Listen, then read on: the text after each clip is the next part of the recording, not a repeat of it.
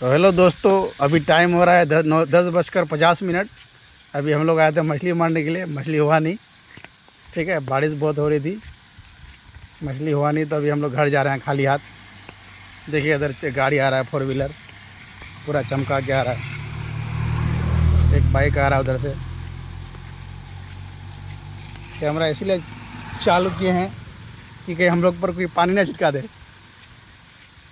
इसीलिए सबूत के तौर पर। क्योंकि अभी ये सब मामला बहुत होता है, कहीं भी आदमी खड़ा रहता है ना, रोड में अगर पानी है तो ज़बरदस्ती वहाँ पे पानी उछाल लेता है आदमी। तो जा रहे हैं गाइस अभी हम लोग घर खाली हाथ। फुसुर फुसुर बारिश हो रही है, आगे रोड पे पानी है।